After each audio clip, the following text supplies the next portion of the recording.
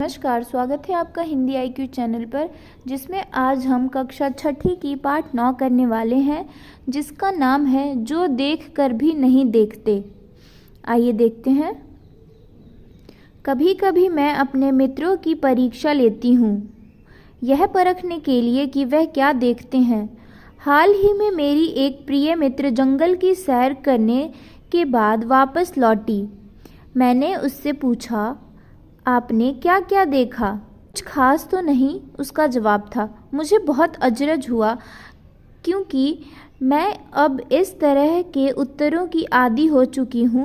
मेरा विश्वास है कि जिन लोगों की आंखें होती हैं वे बहुत कम देखते हैं। क्या यह संभव है कि भला कोई जंगल में घंटा भर घूमे और फिर भी कोई विशेष चीज़ न देखे?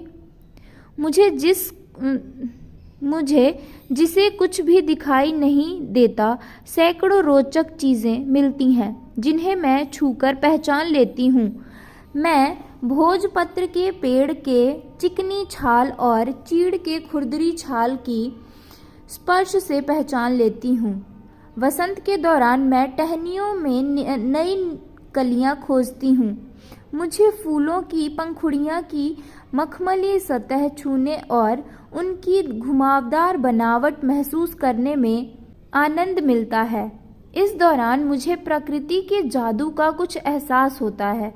कभी जब मैं खुशनसीब होती हूँ तो टहनी पर हाथ रखते ही किसी चिड़िया के मधुर स्वर कानों में गूंजने लगते हैं। अपनी उंगलियों के बीच झरने के पानी को बहते हुए महसूस कर मैं आनंदित हो उठती हूँ। मुझे चीड़ की फैली पत्तियाँ या घास का मैदान किसी भी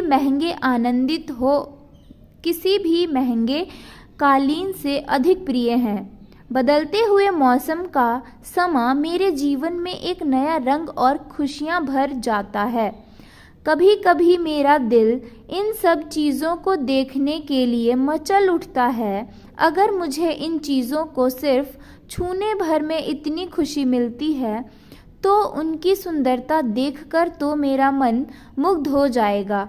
परंतु जिन लोगों की आंखें हैं वे सचमुच बहुत कम देखते हैं। इस दुनिया के अलग अलग सुंदर रंग उनकी संवेदना को नहीं छूते। मनुष्य अपनी क्षमताओं की कभी कदर नहीं करता। वह हमेशा उस चीज़ की आस लगाए रहता है जो उसके पास नहीं है। यह कितने दुख की बात है कि दृष्टि के आशीर्वाद को लोग एक साधारण सी चीज़ समझते हैं, जबकि इस नियमत में जिंदगी को खुशियों के इंद्रधनुषी रंग से हरा भरा किया जा सकता है। यह पाठ हेलेन केलर द्वारा लिखा गया है। पहले हम लेखिका के बारे में बात करते हैं, उसके बाद मैं आपको पाठ का सारांश बताऊंगी।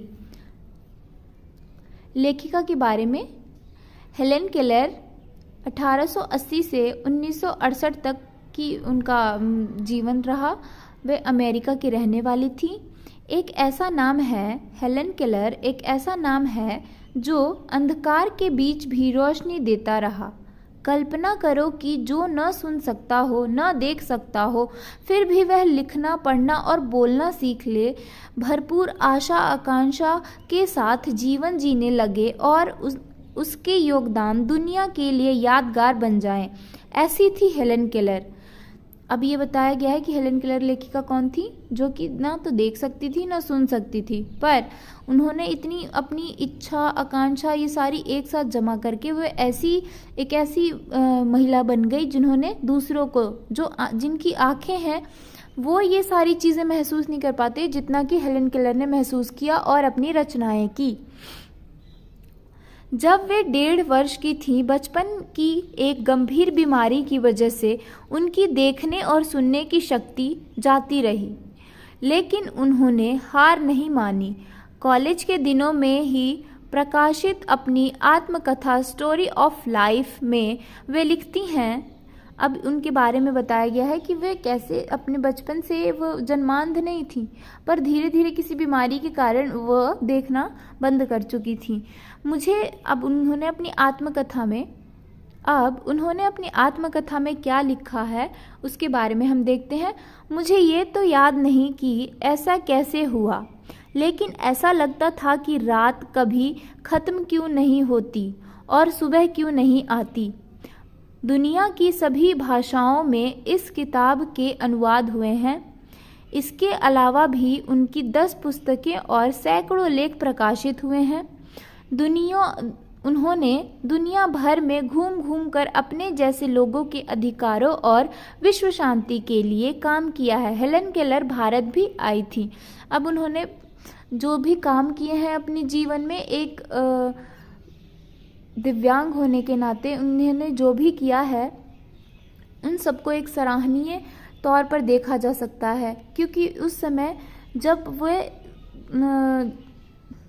उस समय की बात है ये, जबकि अच्छे से देश में विकास नहीं हो पा रहे थे, तो इन लोगों पर ध्यान नहीं केंद्रित किया जा रहा था। उस समय की बात है।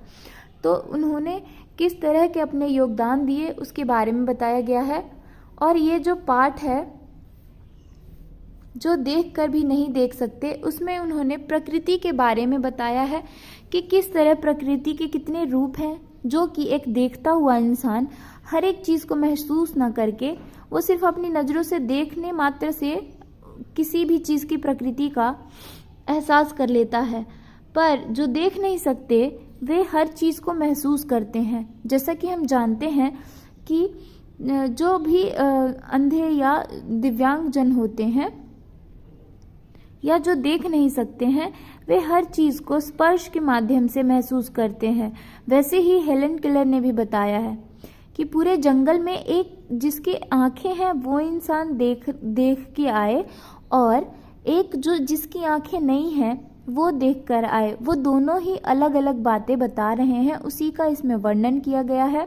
जिसके पास आंखें हैं उसके लिए हर एक चीज़ देखना सामान्य है, परंतु जिसके पास आंखें नहीं हैं या जो दिव्यांग है उसके लिए वह सारी चीज़ें महसूस करना एक अपने आप में ही बहुत ही विशिष्ट अनुभव है।